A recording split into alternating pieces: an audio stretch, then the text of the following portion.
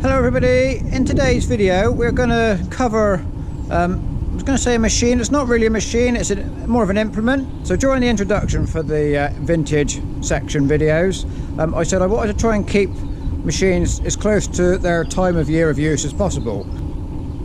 Well, today that's gone right out the window. What we're going to do today, we're going to look at a bale sledge. So what we've been doing today, we have been clearing out an old shed on the farm. The roof was gone on it, so we're going to take the whole shed down and replace it. And in the back of that shed was a couple of items that we'll take a look at. So the first is this. What we've got here is an old, very old, emergency milk tank. So this is what we used to use. Well, I say we, I never had nothing to do with it. Back in the old days, you used to be able to have a spare tank to put your milk in, and during, say, snow or frozen weather, when the tankers couldn't get to you, you would put it in one of these tanks and they would come and pick it up. Nowadays they won't touch it. They won't, you know, but these, you're not allowed to use anything now. If it, a lot of milk contracts now say if your milk is not collected within the 48-hour time slot, you know, with 4 milk-ins, chuck it away. This kind of thing is history now. But it's something we've dug out. As far as I know, it never got used here. It must have got used somewhere, I don't know, but it was here, but never used for its intended purpose. But anyway, what we're looking at now, this is the purpose of today's video. What we've got here is a Cook 4 bale sledge. So this machine, they were made, I've called it a machine again, this implement, we're not sure on the exact date of this one in particular, but they were available in the late 60s. And this machine came to us. It was apparently, Dad's just told me, our neighbour bought this second-hand in an auction. I'm not sure if he ever used it or not, but he then traded it at some point for a new flat 8 system. And then the dealer that he traded it in with came and sold it to us, or sold it to this farm. Well, it was obviously nothing to do with it then. So we didn't have it new, so we're not sure of the age of it, and also nobody can remember exactly when it came here. So, you know, that's all the detail I've got on it. So what it is, very different. So it's very different to the flat 8 system in that, as you can see, it's not very wide. It is 2 bales wide, so there's a bale there and a bale up there. So what it is, this is the front end here. So this is the drawbar, fits onto there's a drawbar on the baler. So this pin in there fits to the baler. This chute here connects these pins. You can see there's a pin each side. They go into these holes on here. That's what guides the bale. So the bale comes out here, drops into here.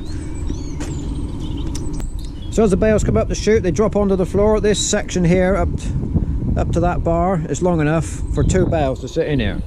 So your first 2 bales sit on the floor, they drop out, they sit on the floor, then placed by that bar there. A second 2 bales come out and they sit on top. So we've got 4 bales, 2 on top of one another. And as the 5th bale comes along, it pushes, it makes kind of the bale number 3, if we like, pushes on this lever. Bale number 5 makes bale number 3, if you're keeping up, makes that pushes this, which operates that catch down there. Let's just get it in the right place. Okay, so that operates that catch there, and then that opens this gate. So then we have, obviously the sledge is moving all the time, so those 4 bales basically stay still and they get fed round here. Okay, so those 4 bales then travel along here until they get caught by this bottom rail here and held in position, and they are then sliding along. And in doing so, you can see this lever here. They catch on that lever, so they push it round, and while that's doing that, again I've got to come back to the middle. So that lever, that's the lever there we were just pressing with our foot. So what that was doing, via this system of linkages running along the middle, that is tripping this diverter here. Okay, so that gets held across by the pressure from the bale at the back, so that's held here. And then when another 4 bales have collected in like the kind of the first section, that obviously then trips this again, and the second 4, and then the second 4 slide up into that half, which are again held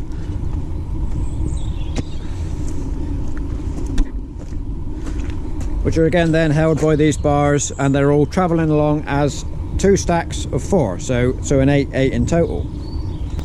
So then the driver of the baler has time for another 4 bales to accumulate in this this section here. He can then, to release those 8 is done by this rope that goes up to the tractor cab.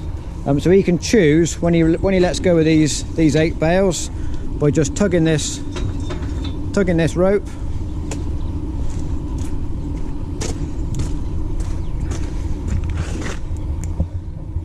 And that then operates this lever with the catch at the bottom.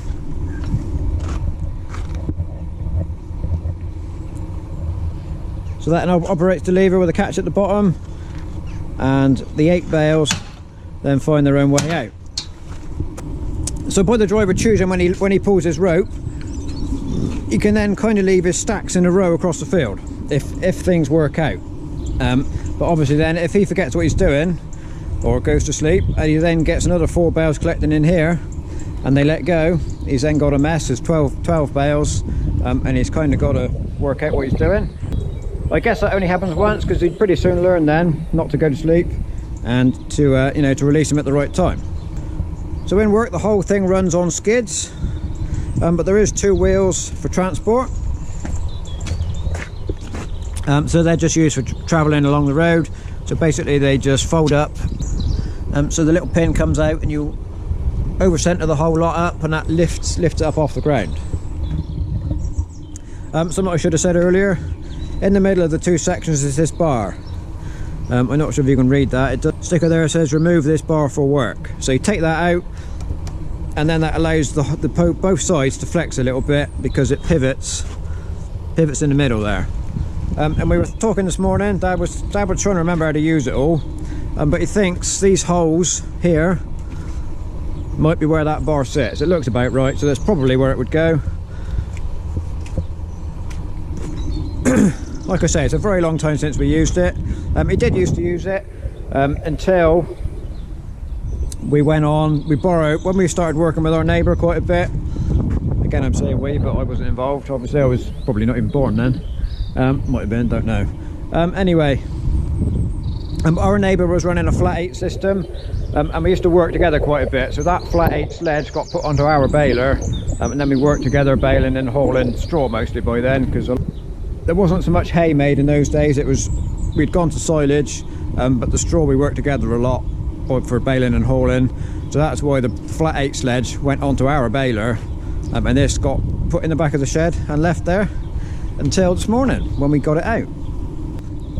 So the benefits of this over the flat 8 system, obviously by having 2 stacks of 4, half of them are dry. If you get a shower, only the top 4 get wet. The lower 4, they would stay dry. So obviously 50% of them are safe from a little bit of a shower. So once you baled your field, obviously all your stacks were about. What they made a squeezer that fitted on your front end loader. When they come along with a squeezer like this to kind of squeeze the sideways on, and then lift them up and carry them away. So we do still have that squeezer here. I can't show you it now because it was taken apart a number of years ago, because it was all run on a single acting ram to do the squeezing bit. That ram actually broke off, but it's all still here. We might fix it one day. And another thing, that squeezer was experimentally used in the early days of round bale silage, trying to squeeze round bales, because we didn't have a proper machine for it in those days. It was never that successful, so it was kind of put away, and part of it is buried behind about 300 big bales of hay, so we can't get that out to show you that. We might get it going. So what we need to do you want to see this sledge working this year? Maybe. Yeah, do you want me to get this going, basically, is what I'm trying to say. I do want to bring you some baling action in the summer. because I was lucky enough last year to purchase a baler, which I think I showed it in the introduction on the 178. I think I showed you that. So that's my plan. So the plan is to bale some this year. Do you want to see this sledge working? So leave a comment down below if you want to see this in operation, or if you ever used one, let us know as well, because we've had them. As we were getting out this morning, our milk tanker driver turned up and he knew what it was. Now there can't be many people would recognise one of these, because they were nowhere near as common as the flat 8 system. Now obviously he admitted he was showing his age, but he knew what it was. He's obviously used one in the past, but hopefully this is a bit new to some of you. So let me know if you want to see it. If you want to see, there is a few bits and pieces to do to get it into an operational condition. So let me know if you want to see that. We'll cover it when the weather's a bit nicer and we're getting a bit nearer to using it. But probably this year, well almost certainly this year, we can't get the grab going this year, because there's no way we're going to use the hay. We're just not going to use up the hay in time to get the actual rest of the grab out. But I don't want to bale hundreds of bales anyway, because we don't want too much. But I do want to do a little bit of baling just to A, see if the baler works, and B, make a video. So, right, I think that's got everything covered. Any questions? I can't answer them, but I can get them answered for you in, you know, leave them down below. So again, leave a comment if you want to see it working. There'll be a video, we can do a video of fixing it up, because we can do that, and then we'll watch it working. So, right, that's it. So, oh yeah, one more thing. You've probably noticed in the background, I'm going to get a question about this, so I better show you a proper picture. Some of you will have noticed in the back of the shed, this here, David Brown 2D, the engine, it's a mid-mounted toolbar with the engine kind of there. The engine's not on it at the minute. So yeah, that was in there as well. Right, so that's it. Thank you very much for watching, and we'll see you next time.